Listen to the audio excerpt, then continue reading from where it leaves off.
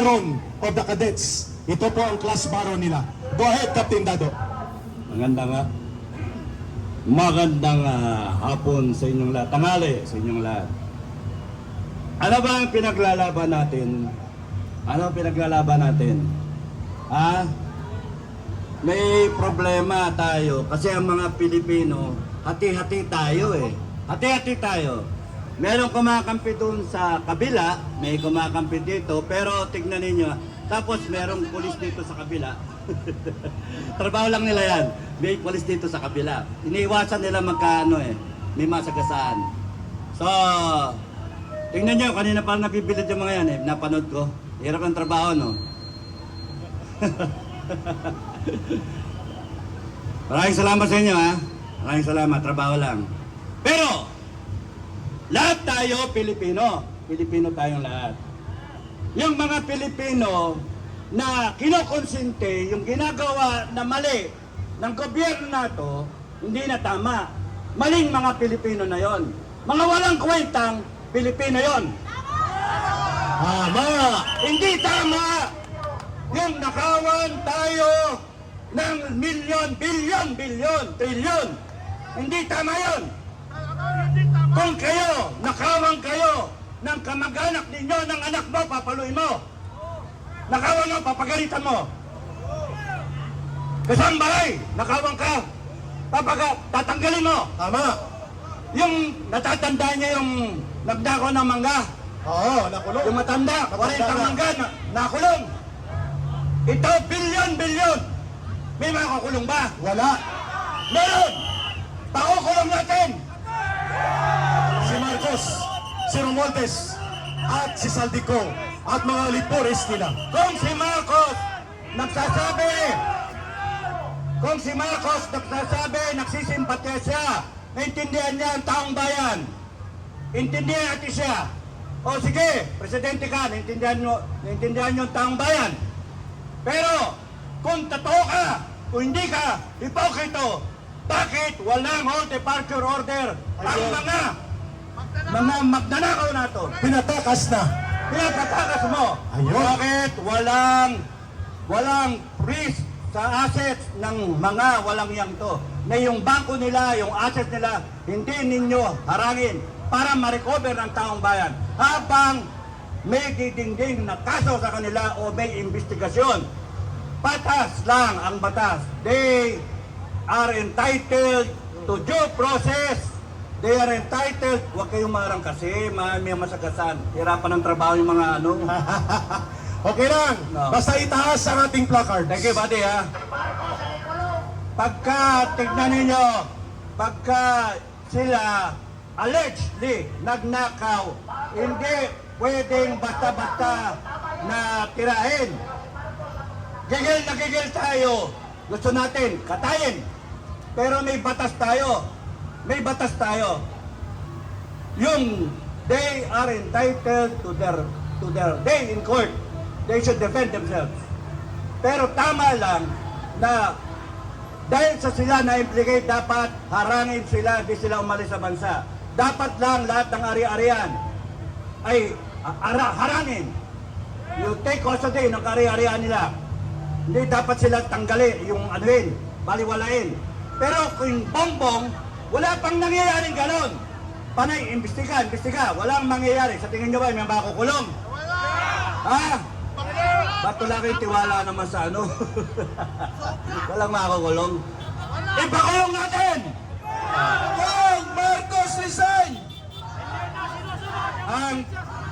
Ang mga kababayan, pinapanood ko kayo kanina, maliwanag na hindi pa ninyo naintindihan ang kapangyarihan ng bawat Pilipino. Hindi nyo pa naintindihan.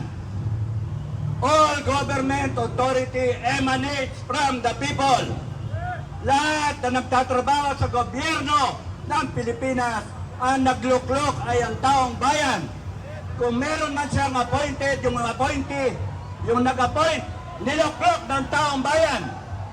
Ang taong bayan ang nagbigay ng kapangyarihan sa kanila para patakbuhin ang bansa natin. Bakit? Lahat tayo may ginagawa. May ginagawa tayo na mali na busy tayo. Pero ito hindi natin binigyan ng kapangyarihan para pag nakawan tayo. Hindi dapat sila magnakaw. Kaya pagka tayo inaapi, we have the authority, we have the power na kunin yung kapangyarihan na yon. Hindi dapat tayo pumayag na tayo ay bastusin, babuin, linlangin, traidorin ng mga walang yanto.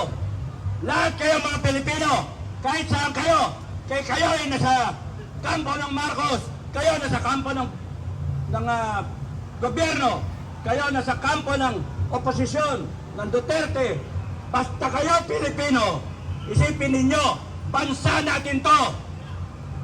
Tama na! Tama na!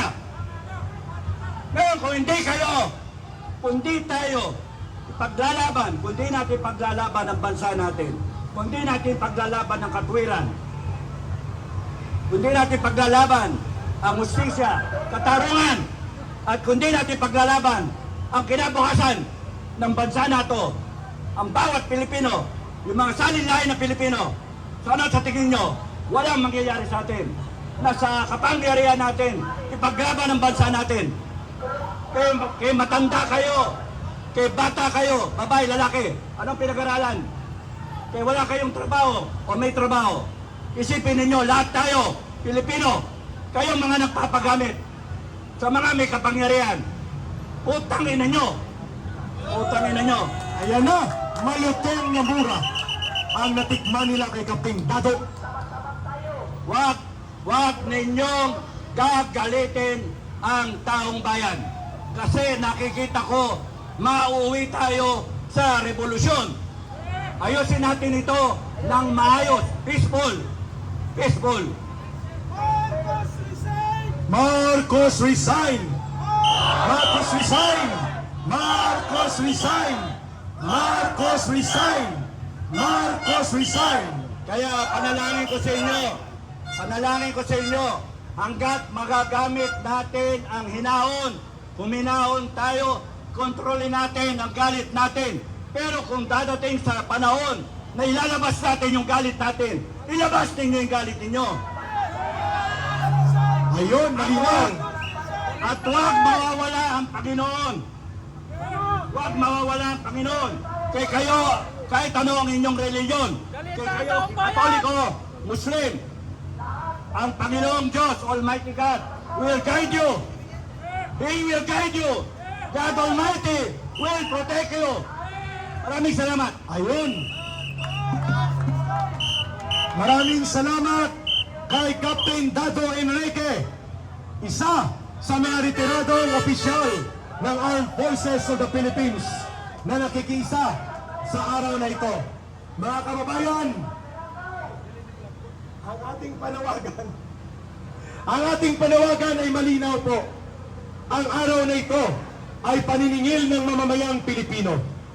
Araw ito ng pagtumbok kung sino ang punong salaring kriminal na dapat may pananagutan sa panunumbalik ng pandarambong at korupsyon sa gobyerno. Walang iba matatapos ang mga rally na ito at magkakaroon ng panimulang pagbabago kung mapapalayas na ang kriminal sa Malacanang sa katauhan ni Marcos Jr. at ni Romualdez. Yan ang dapat gawin ng taong bayan. At dahil dyan, pakinggan po natin habang